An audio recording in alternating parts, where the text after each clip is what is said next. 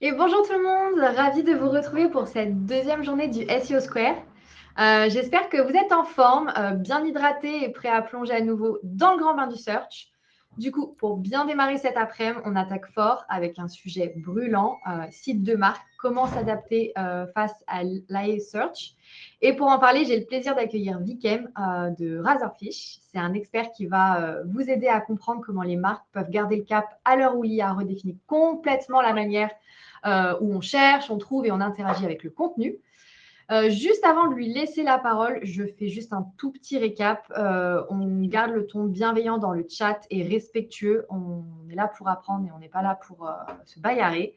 Vous pouvez poser toutes vos questions dans l'onglet dédié. Vous pouvez même voter pour vos préférés. Et bien évidemment, les replays seront disponibles après le SEO Square.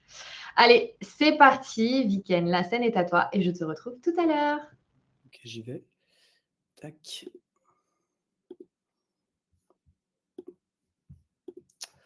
Bonjour à tous. On va passer 40 minutes ensemble, je pense. Et donc, je vais me présenter rapidement. Je suis Viken de l'agence Razorfish. Je suis directeur des stratégies data à l'agence.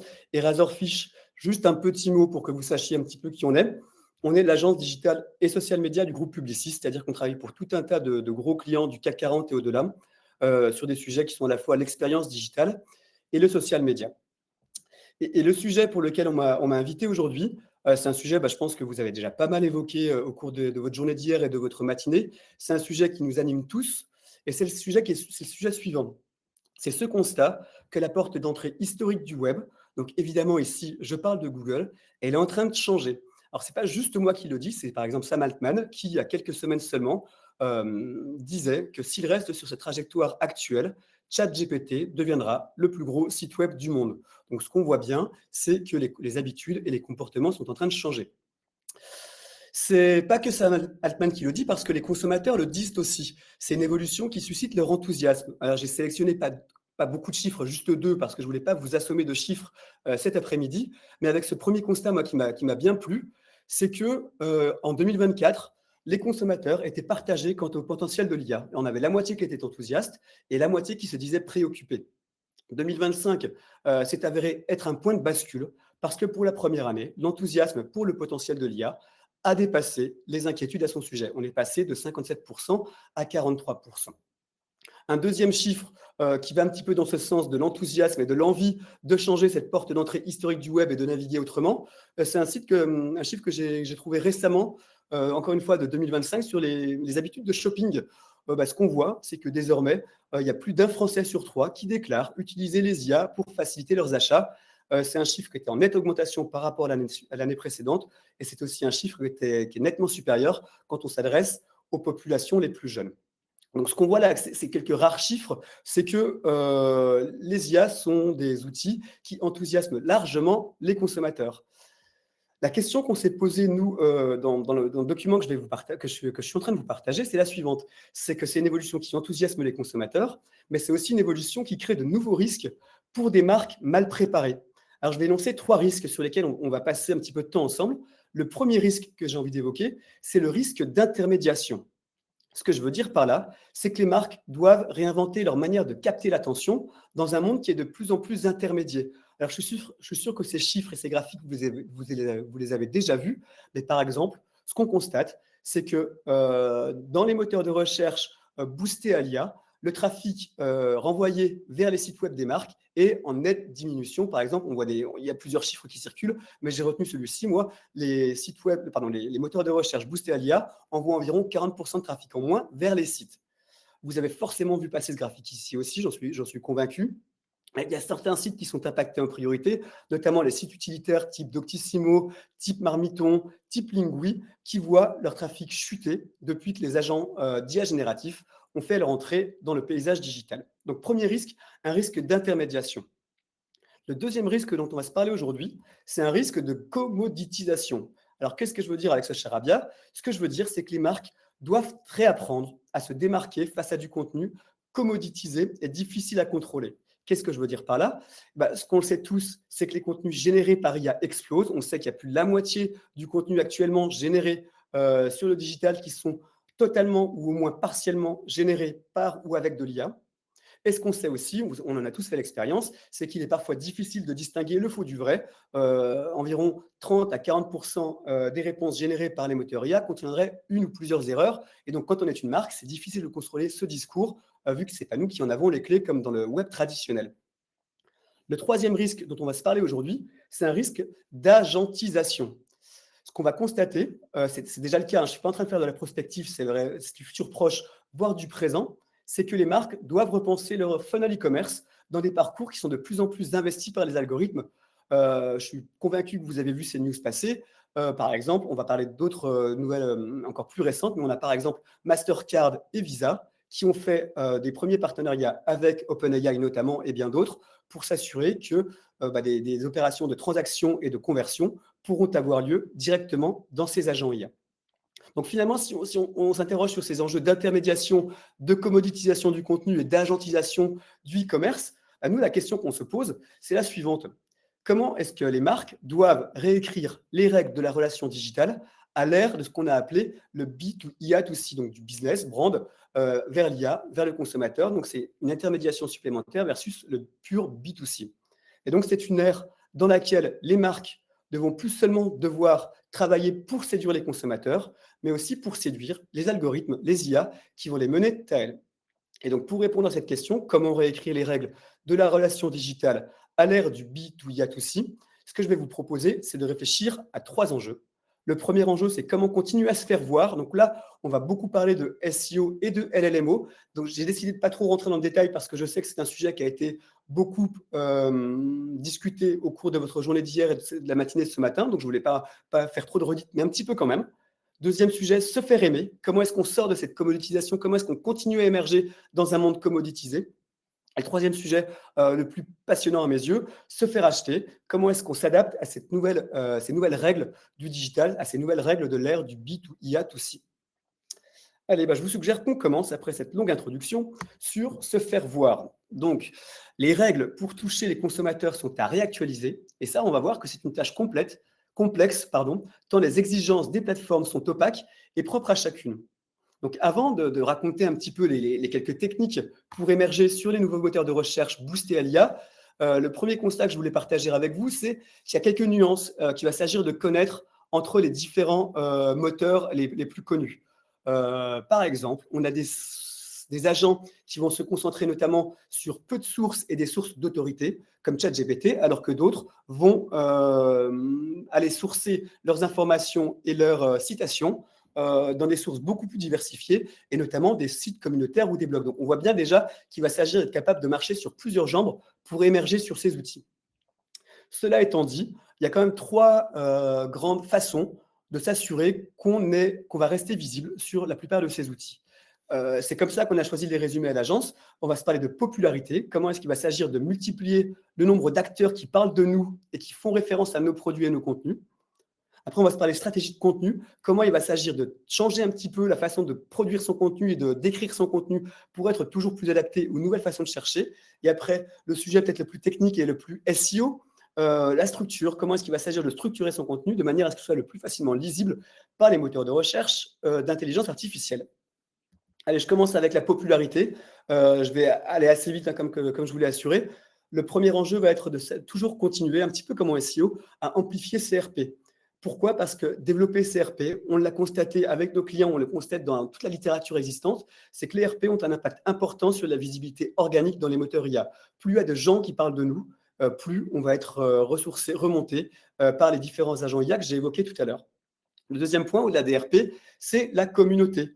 Certains agents, notamment Gemini, vont miser sur la communauté, vont aller sourcer chez Reddit, sur des blogs et des forums de marques pour améliorer la visibilité, pour légitimer sur ces thématiques clés.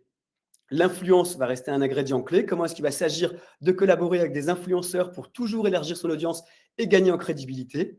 Les médias, assez classiquement, et aussi le link building, un bon vieil ami du SEO, qui va s'agir de continuer pour être autant efficace en SEO qu'en LLMO/GEO. Donc, première stratégie, la stratégie de popularité. Deuxième stratégie, c'est la stratégie de contenu. Comment est-ce qu'il va s'agir un petit peu de penser son contenu ou de rédiger son contenu différemment? les différents constats qu'on a fait, encore une fois, avec nos clients ou dans la littérature à laquelle on a pu avoir accès, c'est qu'il va s'agir de prioriser la voie active. Comment est-ce qu'on peut s'assurer d'avoir du contenu qui est toujours plus concis, du contenu qui est toujours plus direct, pour améliorer à la fois la satisfaction des utilisateurs et pousser les IA à nous choisir dans ces réponses parce qu'on sait que les IA vont en être friandes. Il va s'agir aussi de penser son contenu autrement, au-delà de rédiger autrement, de le penser autrement, pardon. Il va s'agir de penser en prompt et non plus en mots-clés. Il va s'agir de réfléchir à comment est-ce que les consos vont poser leurs questions, plutôt que quels sont les mots-clés un petit peu rares qu'ils utilisent traditionnellement sur Google. Mailler sémantiquement, là, je ne vais rien vous apprendre. Comment est-ce qu'on continue d'établir des liens pertinents en analysant les similitudes entre les contenus parce qu'on sait que c'est efficace. Encore une fois, peut-être rien de nouveau, mais quelque chose à vraiment garder en tête.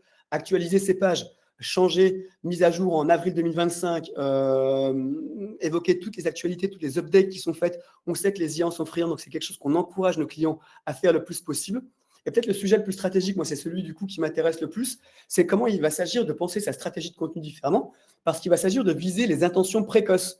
Ce qu'on sait, c'est que sur les moteurs IA, les consos ne sont pas là pour juste poser la question on va y venir, quelle perceuse choisir, par exemple. Ils vont être là, aide-moi à repenser ma salle de bain. Donc les marques vont devoir penser des stratégies de contenu qui vont bien au-delà de leurs produits et qui visent l'intention précoce, pas seulement l'acte d'achat ou en tout cas l'acte de comparaison entre produits.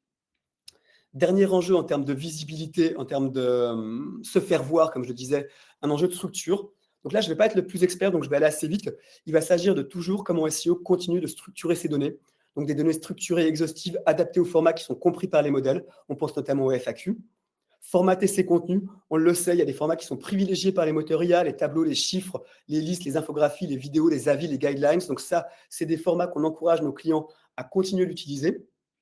D'un point de vue plus UX, comment est-ce qu'on réfléchit nos arborescences de façon de plus en plus fluide, de façon de plus en plus intuitive, en utilisant des cocons sémantiques pour s'assurer qu'on est conforme aux logiques thématiques. Et comment est-ce qu'on s'assure qu'on est assez généreux dans l'ensemble des formats qu'on indexe, à la fois les PDF et aussi, par exemple, dans la description des images pour s'assurer qu'elles sont encore plus lisibles et du coup mieux référencées et mieux sourcées quand les consommateurs posent des questions sur des catégories qui vous intéressent. Donc voilà, c'était le premier point que je voulais voir avec vous, se faire voir. Donc, si je reviens assez facilement, un enjeu de popularité, multiplier les acteurs qui parlent de nous, de contenu, rendre son contenu toujours plus conversationnel, toujours plus IA-friendly, et le structurer de façon, encore une fois, plus IA-friendly pour le rendre toujours plus lisible par les moteurs d'intelligence artificielle. Donc ça, c'était le premier point que je voulais voir avec vous. Et ce que je vais faire maintenant, c'est parler du second. Donc, on a dit se faire voir. Le deuxième, c'est se faire aimer. Pourquoi est-ce que se faire aimer, c'est un enjeu qui prend toute son ampleur dans une ère du B2IA2C? C'est une question qui est importante parce qu'on sait qu'il est plus important que jamais de se décommoditiser, de rester top of mind, de générer du brand love, dans un digital où les IA sont capables de créer du contenu à l'infini. C'est-à-dire du contenu qu'on dit moyennisé, du contenu qu'on dit commoditisé. Comment est-ce qu'on s'assure que nos marques continuent à faire leur trou dans cette ère de contenu un petit peu commoditisé?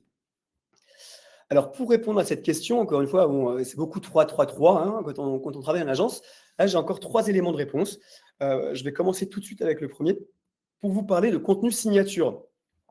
Alors, s'il y a un contenu que les IA ne peuvent pas voler aux marques ou sur lesquels les marques restent complètement exclusives, gardent leur exclusivité, c'est notamment les contenus qui capitalisent sur l'antériorité de la marque. Là, par exemple, c'est une expérience qu'on connaît bien, qu'on a réalisée pour Renault maintenant il y a quelques années. Être capable de créer ce site un petit peu, je ne vais pas dire historique, mais nostalgique peut-être, sur la marque Renault. Et ça, avec un accès aux archives, aux images, aux 3D, auxquelles seule la marque peut avoir accès. Donc, encore une fois, là, c'est des contenus que les IA ne pourront jamais reproduire. Donc, c'est des contenus exclusifs qui nous permettent, encore une fois, de faire notre trou. Et c'est quelque chose qu'on voit aussi beaucoup dans le luxe. Là, c'est un exemple qui existe notamment pour Dior, mais il y en a d'autres. Comment est-ce que les marques sont capables, à l'heure où les contenus, je l'ai dit, sont créés en temps réel, comment est-ce qu'on est capable de faire de l'antériorité un signe d'autorité pour les marques, avec un patrimoine qui ne s'invente pas, qui ne se réinvente pas. Seules les marques peuvent en être les propriétaires. Le deuxième élément pour se distinguer dans son contenu, on va se parler de contenus qui sont incarnés par les créateurs, par les artistes. Et c'est un petit peu à l'instar de ce qui se passe dans l'industrie musicale, où ce qu'on voit, c'est que la performance live prend une part croissante, une place croissante. Et bien là, ce qu'on constate, c'est que les consommateurs sont de plus en plus friands d'un petit peu tout ce qui est backstage, de contenus qui sont incarnés par les créateurs, parce qu'on sait que c'est des contenus qui deviennent facteurs de différenciation, facteurs de préférence, facteurs de brand love, on en parlait. Et ça, encore une fois, c'est des contenus auxquels les agents IA traditionnels n'ont pas forcément accès, et que sur vos sites de marque, sur ces sites de marque, on est capable de continuer à faire de la différenciation et de l'exclusivité par rapport à tous les résumés super pratiques, super fonctionnels qu'on trouve sur les agents IA. Le troisième point qui m'intéresse dans cette partie décommoditisation, c'est comment est-ce qu'on crée du contenu qui est, alors c'est un mot qui est un petit peu galvaudé, mais comment est-ce qu'on continue à créer du contenu qui est toujours plus authentique. Alors ça passe par des choses assez simples finalement. Est-ce que sur nos sites, par exemple, on peut faire des emprunts aux social media? Est-ce qu'on peut aller emprunter des social stories? Est-ce qu'on peut aller emprunter des reviews qui, on le sait, humanisent et rendent toujours plus authentiques et véridiques et réels et pragmatiques et real life, on va dire, des contenus sur des sites de marque. Et ça, encore une fois, c'est pas des choses que les IA sont capables de produire. Ce que les IA sont capables de produire, en revanche, c'est des résumés, encore une fois, des moyennisations. Donc, le contenu authentique, ça va être important pour continuer à se différencier, à émerger. Et à ça, j'ai envie d'ajouter des contenus au format différent, notamment, par exemple, des contenus audio ou des contenus experts qui seront la propriété des sites de marque et qui pourront les continuer à le différencier. Et j'en ai un petit dernier, il me semble, sur cet enjeu. Un enjeu de continuer à ancrer les marques dans la culture. Alors là, j'ai un petit peu triché parce que ce sont des exemples qui sont empruntés aux social media pour la marque Jacquemus, mais je suis convaincu que c'est des comportements digitaux qui ont toute leur place sur les écosystèmes, on va dire, own media des marques. Comment est-ce qu'on peut continuer toujours sur le digital à rebondir sur les tendances et les formats pour faire son trou, encore une fois, pour offrir du contenu que les IA n'offrent pas. Donc, c'est ce que fait très bien Jacquemus avec le contenu miaou, enfin, rebondir sur la tendance miaou miaou, rebondir sur la tendance FOOH, ou encore créer des approches qui sont toujours plus communautaires, qui ont leur place sur les sites de marque. Hop. Je vais passer maintenant au deuxième enjeu de ma deuxième problématique, qui est comment on se fait aimer, comment est-ce qu'on se décommoditise. On peut se décommoditiser par le service. Alors là, j'ai pas mal d'exemples à vous montrer. Le premier, moi, c'est quelque chose que j'aime bien, qu'on a déjà proposé, qu'on a déjà fait pour certains de nos clients. Comment est-ce qu'on s'assure qu'on a des pages et des contenus qui sont capables de s'adapter au temps disponible ou au niveau de compétences de nos visiteurs? Par exemple, sur des technologies qui sont complexes comme l'énergie, sur la technologie 4K, sur la mobilité, la voiture, est-ce qu'on peut penser, par exemple, d'avoir sur ces sites de marque, pour toujours se distinguer et s'assurer qu'on est plus pertinent et plus adapté que des agents IA, d'avoir des contenus qui sont différenciés, des approches, des pages produits qui sont différenciées en fonction de l'audience à laquelle on s'adresse pour toujours être plus pertinent et faire son trou. Je reste là-dessus pour faire son trou dans l'ère du B2IA2C. Le deuxième exemple qui m'intéresse, ça c'est pas un truc qui vient de chez nous, mais c'est un truc qui est évidemment intéressant. C'est évidemment une grande marque de beauté française que vous connaissez tous, L'Oréal, qui va continuer d'augmenter sa valeur par du service que les IA génériques ne sont pas encore capables d'offrir. Donc là, il va s'agir de faire ce bon vieux diagnostic. Je vais vous dire la vérité, c'est pas nouveau. Ce qui n'est pas nouveau, c'est de faire un diagnostic sous forme de photo. Mais ce qu'ils ont été capables de produire là, c'est que c'est un diagnostic photo qui est augmenté par de l'IA génératif pour des conversations qui sont plus fluides et par de l'IA agentique pour une assistance qui est toujours plus personnalisée. Donc, par du service qui fait qu'il me sera plus pertinent d'aller sur les outils propriétaires de L'Oréal plutôt que de seulement passer par un agent classique IA auquel je demanderais de me comparer ou de m'aider. Donc, L'Oréal, ici, a créé une valeur ajoutée supplémentaire par rapport à celle qu'on aurait eu en tant que conso sur un moteur IA plutôt traditionnel et générique, généraliste plutôt, pour ne pas mettre de jugement. Autre exemple qui m'intéresse, alors c'est peut-être plus petit, mais je le trouve assez révolutionnaire dans sa façon de procéder, c'est comment les sites de marque doivent inventer de nouvelles façons d'interagir. Par exemple, le conversationnel, aujourd'hui, on le connaît sous forme du chatbot traditionnel. Enfin, voilà, on est habitué quand on converse avec un agent, c'est qu'on va converser avec un petit chatbot. Là, moi, ce qui m'intéresse, c'est comment ce conversationnel peut s'inviter un petit peu partout, par exemple. Plutôt que d'aller chercher mon petit robot en bas à droite ou en haut à gauche, peu importe où il se trouve, c'est être capable d'interagir directement sur les éléments d'interface. Donc, par exemple, ici, sur une photo d'un produit, par exemple, pour être capable de, ici, dans le cas présent, changer la couleur.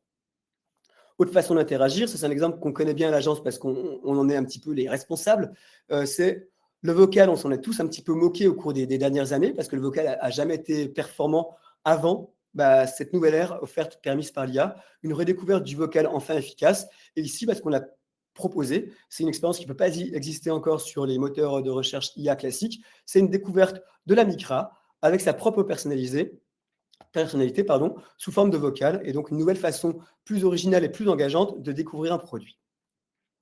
Allez, je vais passer à ma troisième façon de se décommoditiser. Celle-ci, c'est un petit peu, prenez les contenus signature et le service et faites-en une seule et même expérience. Et on va se parler ici de transformer son expérience digitale en flagship.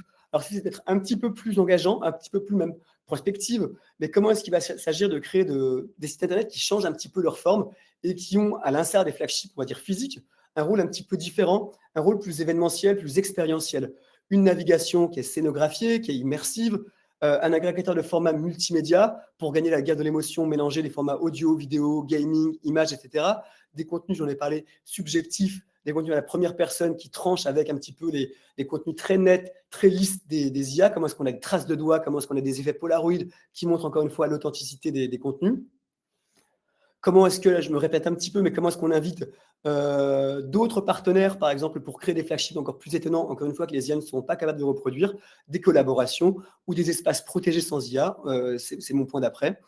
Comment est-ce qu'on peut réfléchir à terme à ne pas tout partager avec les IA. Bon, cette idée, j'ai envie de la mettre de côté pour me concentrer sur la troisième et dernière grande partie de cette conférence, qui est autour de l'idée se faire acheter. Alors là-dessus, je vais prendre un petit peu mon temps parce que c'est là où se passent les dernières grandes évolutions, les grands changements. Le constat qu'on est en train de faire, nous, à Razorfish, c'est de se poser la question que les parcours d'achat sont à réinventer dans un contexte où les consommateurs en réalisent une part de plus en plus grande hors des sites de marque avec les algorithmes. Donc, il faut faire preuve de cette humilité, de se dire que nos écosystèmes digitaux doivent changer parce qu'une partie des parcours d'achat traditionnels qu'on fait sur les sites des marques va se passer différemment. Donc, il va s'agir de réinventer un petit peu ces expériences de marque. Et pour y réfléchir, ça vient un peu en miroir de la partie précédente sur la brand love, sur la décommoditisation. Ici, j'ai choisi de vous parler de deux choses. La première chose, la plus simple, on va dire, celle qui existe déjà, qui est un peu moins nouvelle, l'experiential commerce. Et la deuxième, on va se parler de comment est-ce qu'on gagne dans un contexte d'algo-commerce. Allez, je vais commencer tout de suite. Je me permets de boire une gorgée d'eau. Hop, on va se parler tout de suite de l'experiential commerce. Alors, ce qu'il va s'agir de faire ici, c'est un petit peu à l'instar, je vous parlais du contenu que les agents IA ne savent pas encore reproduire. Comment est-ce qu'on crée des expériences d'achat que les agents IA ne savent pas encore reproduire? Là, je vais vous parler d'un cas qu'on connaît bien à l'agence parce qu'il vient de chez nous. C'est une expérience qu'on a réalisée pour le compte de Castorama. Donc, c'est un agent IA qui s'appelle HelloCasto, qui est sur le site de Castorama et qui va permettre, en fonction de son projet, de trouver les meilleurs outils, les meilleurs produits pour réaliser son projet. Et ça, ce n'est pas juste un fantasme, on va dire, d'agence et d'annonceur. C'est un outil qui a déjà fait ses preuves parce que je crois que je ne sais pas si je suis autorisé à communiquer les chiffres précis, mais ce qu'on voit, c'est que les taux de conversion des consommateurs qui passent par ce type d'outils sur le site de marque est un taux de conversion qui est supérieur à ceux qui ne passent pas par ces sites de marque. Donc, encore une fois, on voit que ce n'est pas la fin des sites web. On voit que c'est juste des sites web qui doivent s'enrichir de nouveaux services, de nouvelles fonctionnalités pour toujours plus satisfaire les besoins et réduire les points de friction de leurs consommateurs. Deuxième façon de faire du commerce un petit peu expérientiel au-delà du service, c'est une idée que j'ai déjà évoquée, mais je vais le refaire pour le plaisir. C'est des expériences qui sont capables de mêler héritage, brand DNA et achat. C'est des choses qui sont surtout vraies pour les marques de luxe qui sont très connues pour aimer partager leur ADN de marque, leur histoire de marque, leur storytelling. Mais c'est des choses qui peuvent valoir pour toutes les marques qui ont un joli patrimoine à communiquer et qui peuvent créer du coup des expériences plus, du anglicisme entertainment, pour créer cette valeur ajoutée supérieure par rapport à ce qu'un site plutôt générique, plutôt commoditisé de agent IA serait capable de produire. Et la troisième idée ici, encore une fois, c'est quelque chose que j'ai décidé d'emprunter au social. C'est pour continuer à créer cette expérience d'achat qui est unique et que des agents IA ne savent pas reproduire. Comment est-ce qu'on peut penser nos expériences e-commerce qui utilisent les leviers social media les plus puissants? Là, j'ai deux marques assez emblématiques du social media qui l'ont très très bien fait. Je vais vous parler par exemple ici de Lidl, qui a gagné avec ça un TikTok Award, qui a eu cette idée, cette bonne idée, on va dire, de transformer ses likes en promotion. Donc, comment est-ce qu'on est capable de mêler engagement sur les social médias à drive to store ou drive to site pour continuer à donner une valeur ajoutée à ces sites de marque plutôt que des consommateurs qui vont faire le choix, on va y venir dans une seconde, qui feraient le choix, par exemple, d'acheter sur des sites d'IA, on y vient vraiment dans une seconde. Et pareil, un petit exemple autour de Jacques Mus ici, c'est juste un petit reel sur TikTok et Instagram qui invite les consommateurs à se rendre dans leur nouvelle boutique à elle. Je ne vais pas rentrer dans le détail, ce n'est pas forcément le cœur de notre sujet. Ce qui est le cœur de notre sujet aujourd'hui, c'est comment est-ce qu'on se prépare à la transformation du e-commerce en réfléchissant de façon un petit peu plus sérieuse, de façon un petit peu plus drastique à ce qu'on appelle l'algo-commerce. Parce que l'algo-commerce, ce n'est pas de la prospective, c'est une réalité. Ce qu'on voit, c'est que grâce à leur conversation avec les agents IA, les internautes sont de mieux en mieux préparés lorsqu'ils arrivent sur les sites des marques. Et il y a des marques qui ont choisi de jouer le jeu à 100%. Il y a cette... alors, je ne sais pas exactement comment l'appeler. Est-ce que c'est un corner? Est-ce que c'est une app? Est-ce que c'est un widget? En tout cas, je ne sais pas si vous avez connaissance de l'App Store, on va dire, qui existe sur OpenAI GPT. Il y a par exemple Ikea qu'on a fait un, et c'est celui-ci dont j'ai choisi de vous parler. Comment est-ce que les marques vont, pour davantage préparer leurs consommateurs à convertir avec elles, comment est-ce qu'elles vont être capables de créer des services propriétaires qui seront hébergés chez les agents IA? Donc ici, c'est un assistant pour la conception et l'inspiration, alimenté par le ton et alimenté par les données d'IKEA, qui est disponible directement sur donc je l'ai dit, sur l'OpenAI GPT Store.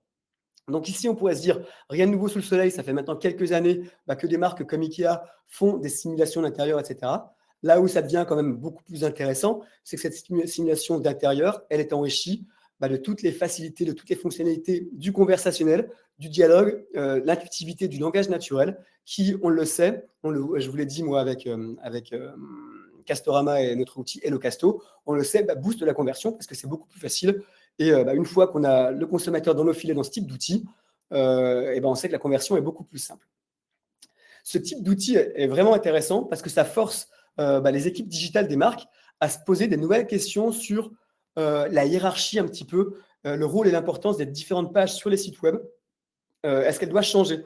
La homepage, pour quiconque a travaillé un petit peu dans le digital, on s'est toujours dit que c'était la page un petit peu reine, c'est à laquelle on veut le plus travailler. Ce qu'on voit de plus en plus, c'est que la phase d'exploration va se faire de moins en moins sur les sites de marque et de plus en plus sur les moteurs de recherche IA. Et donc, les consommateurs qui vont aller sur les sites de marque vont entrer plus bas dans le funnel. C'est comme si je caricature, sur les sites de marque, ils n'avaient plus qu'à payer un produit qu'ils auraient déjà cherché en conversant avec Perplexity, en conversant avec Gemini, en conversant avec GPT. Ils n'auraient plus qu'à payer sur ce site. Est-ce que je vous dis qui, il y a quelques mois, pouvait sembler encore moderne et prospective, c'est déjà du passé. C'est déjà du passé parce que vous avez sans doute vu passer ces quelques annonces. Mastercard qui s'est maqué avec OpenAI pour permettre de façon beaucoup plus facile et rapide de conclure sa transaction sur ChatGPT, et Visa qui a fait quelque chose d'absolument similaire. Donc ça nous emmène vers une conversation, et c'est là-dessus que je souhaite conclure, qui va nous emmener sur une conversation qui est un petit peu plus difficile à appréhender, qui est que les algos deviennent les nouveaux clients des marques. C'est ce que je vous disais en intro. On est entré dans l'ère du B2I2C. Et donc, la pertinence des sites Internet qu'on va continuer de créer va dépendre grandement de sa compatibilité avec tous les outils IA, tous les compagnons IA qui agissent de plus en plus comme le chef d'orchestre de la vie de consommateur, des parcours d'achat des consommateurs. Je vais vous donner juste un exemple. Alors ça, vous pouvez faire l'exercice vous-même. Je ne sais pas si vous l'avez déjà fait. On l'a fait pour le compte d'une étude qu'on réalisait à l'agence il y a quelques jours, il y a quelques semaines. On a demandé à ChatGPT tout simplement de nous mettre en panier ce dont on avait besoin sur Monoprix pour préparer la meilleure recette de fondant au chocolat. Voilà. Et donc là, ce qu'on voit, c'est que ChatGPT n'a même pas eu besoin de nous pour choisir les produits. C'est ChatGPT qui prend la décision à notre place, qui nous demande juste une petite vérif à la fin. Et bon, on en parlera, l'authentification et le paiement à la fin, mais c'est lui qui va décider des produits que vous mettrez en panier. Donc, c'est ça qu'on parle quand on parle d'intermédiation et d'agentisation, c'est que les IA ont de plus en plus un rôle fort dans la prise de décision des marques qu'on choisit. Et qu'est-ce que c'est la conséquence de ça? C'est qu'il y a un mot-clé dans les expériences digitales qu'on va chercher à créer pour le compte de nos clients. Ce mot-clé, c'est l'interopérabilité.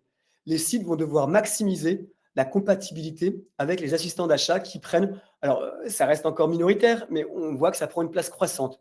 Alors, qu'est-ce que ça veut dire que de maximiser la compatibilité avec les assistants? Ça veut dire plusieurs choses.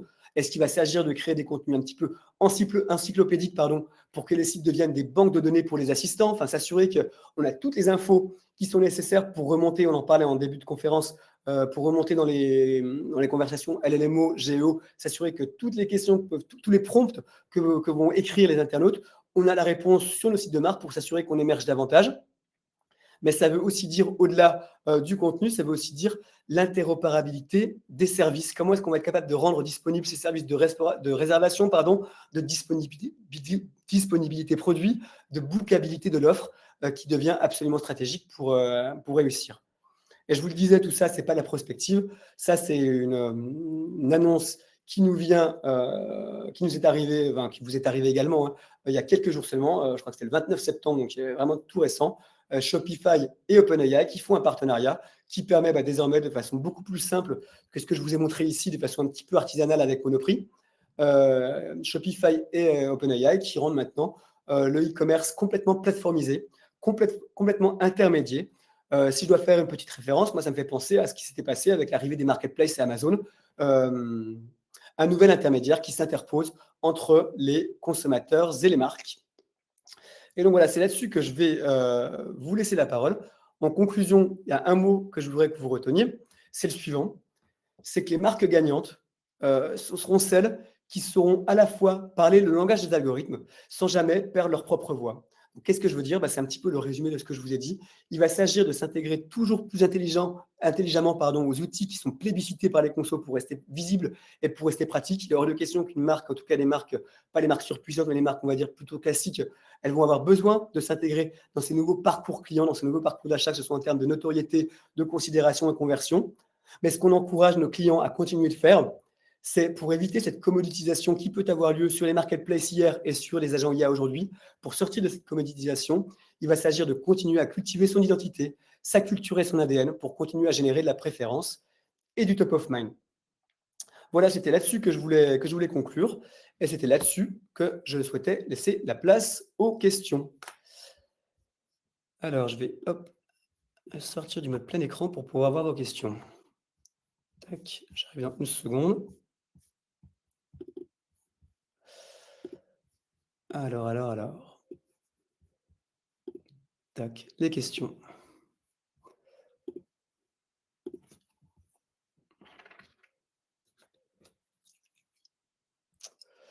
Alors, je vais commencer par une première question de Cyril. Donc, merci pour cette question. Je vais les afficher comme ça, tout le monde y a accès. Alors, je ne sais pas si vous êtes capable de... Est-ce que vous voyez les questions? Alors, je ne sais pas si on peut me répondre quand je pose des questions. Comment faire pour que vous voyez bien les questions? Attendez, je vais faire quelque chose. Partager. Hop, je partage toute la fenêtre, ce sera plus simple.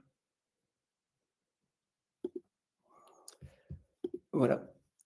Ah non, ça fait bizarre. Bon, écoutez, je vais faire autrement. Alors, la première question qui nous est posée, c'est même si on nous rabâche de présentation en présentation, Reddit est-il vraiment une plateforme pour être repris par une marque en France? Voyez-vous d'autres sites en France ayant ce rôle?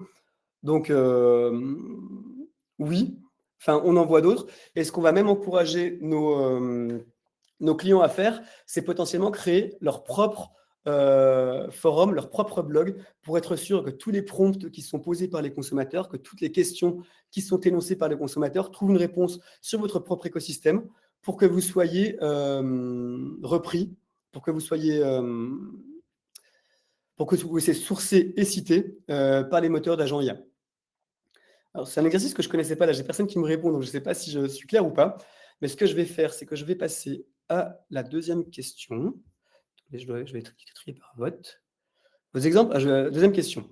Vos exemples sont tous pertinents, mais ne restent-ils pas anecdotiques dans la masse des médias et des sites existants?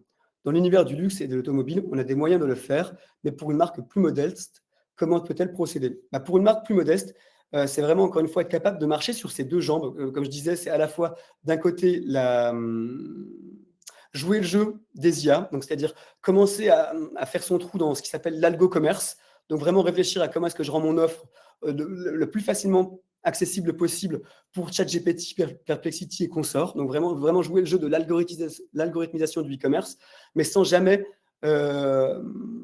sans jamais perdre de vue ce qui fait l'ADN d'une marque, la réassurance d'une marque, et pourquoi pas, comment est-ce qu'on continue à ancrer sa marque dans la culture, parce qu'on sait que l'émotion reste évidemment un levier d'achat qui est clé, et l'émotion génère du top of mind. Donc, pour des marques, comme vous le dites, un petit peu plus anecdotiques, hors du luxe et hors de l'automobile, l'émotion n'est vraiment pas, n'est vraiment pas à oublier pour continuer à générer du top of mind, pour que quand on est en rayon, on se souvienne qu'on a vu ce contenu, que cette marque nous a fait sourire, que cette marque, elle a des valeurs qu'on partage, pour s'assurer vraiment que on reste top of mind. Du coup, on reste une marque qui est potentiellement choisie quand les consommateurs sont en rayon. Ta, ta, ta. Il y a une autre question donc, qui a récolté quelques votes aussi. Une recommandation sur la mise à jour des contenus d'un site tous les mois, tous les 3 mois, tous les 6 mois. J'ai envie de ne pas prendre de risques et de tout simplement dire le plus régulièrement possible pour que ce soit pertinent. Nous, ce qu'on recommande à nos clients, c'est plutôt tous les 3 ou 6 mois. Je ne vais pas vous dire que c'est tous les jours, mais en tout cas, au-delà d'un an, il me semble, alors sans être forcément le meilleur expert de cette question précise, mais que tous les ans, c'est déjà presque un peu trop tard parce que ça nous permet moins de remonter sur cette légitimité que j'évoquais tout à l'heure. Je vais répondre à une autre question qui a généré quelques likes aussi. Est-ce que les recommandations proposées... Ah, elle a disparu. Ah, voilà. Est-ce que les recommandations proposées sur le site de Castorama, pour l'exemple, sont plus axées business, comme peuvent l'être les produits liés ou vraiment personnalisés? Alors, je crois que je n'ai pas compris la question. Je la relis. Est-ce que les recommandations proposées par le site de Castorama, pour l'exemple, elles sont vraiment personnalisées, c'est-à-dire que, pardon, je la relis pour tout le monde. Est-ce que les recommandations proposées sur le site de Castorama, pour l'exemple, sont plus axées business, comme peuvent l'être les produits liés, ou est-ce qu'elles sont vraiment personnalisées? Elles seront plus personnalisées parce que, encore une fois, ce qu'il va s'agir de faire, c'est tout l'intérêt en fait de l'IA, c'est d'être capable de comprendre le contexte de son consommateur, c'est être capable de sortir des filtres traditionnels. Vous savez, quand vous êtes sur un site e-commerce, on peut choisir la couleur, la puissance, la taille, la dimension, etc. Ce qui est intéressant avec ces moteurs de recherche augmentés par IA, c'est qu'on peut choisir ses propres filtres. Donc, ce qu'il va s'agir de faire, c'est de vraiment s'intéresser, de comprendre le contexte de ces audiences pour proposer le produit qui va être le plus pertinent pour eux et pas seulement le produit le plus business pour la marque. Alors, je vois d'autres questions qui émergent. Je vais vous les lire. Alors, je vais prendre une autre question qui est très intéressante et je vais faire une réponse de Normand dessus. Existe-t-il des outils qui permettent aujourd'hui de donner la position d'une marque à la fois sur le GEO et le SEO? Et ça bouge. Et analyser du contenu GEO, SEO compilant. Alors, la réponse, elle est oui. Après, je n'ai pas envie de vous en citer quelques-unes. Enfin, j'ai envie de vous en citer aucune parce que je veux m'engager sur la fiabilité d'aucune. C'est-à-dire que je n'ai pas encore, moi, assez de recul pour être capable de dire que telle ou telle solution est une solution qui a une fiabilité qui est aussi grande que celle qu'on a avec les outils de SEO classiques. Donc, du coup, je vais induire personne en erreur. Et c'est pour ça que je vous dis, je fais une réponse de Normand. Oui, il en existe. En tout cas, en termes de fiabilité, moi, je n'ai encore pas les preuves qui me suffisent pour être capable d'en parler devant l'audience que j'ai aujourd'hui devant moi. Alors, je vois qu'il y a encore des petites questions ici et là. Alors, je vais prendre le temps de les lire.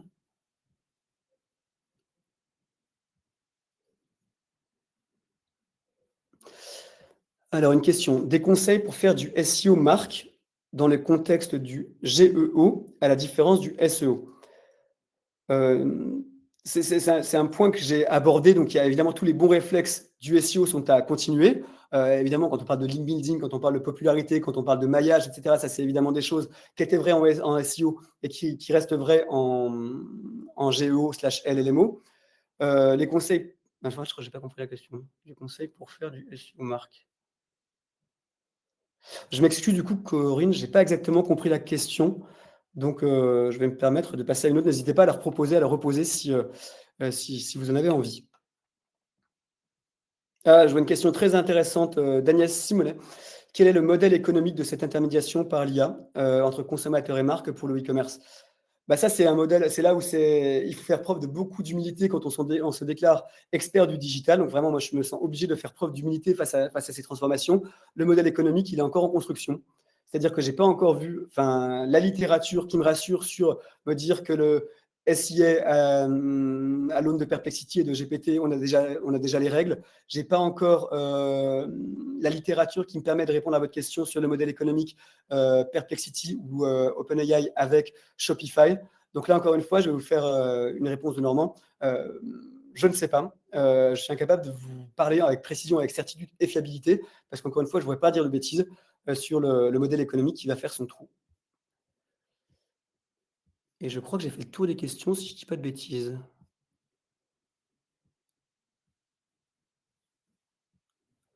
Je crois que j'ai fait le tour des questions.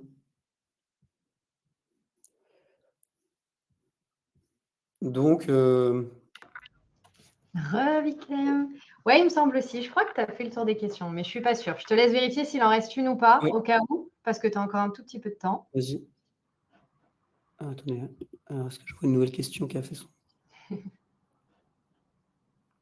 Ah, ça bouge en permanence.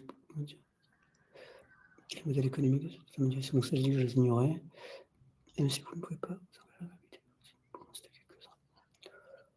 Oui, ben, là, on me demande si je peux citer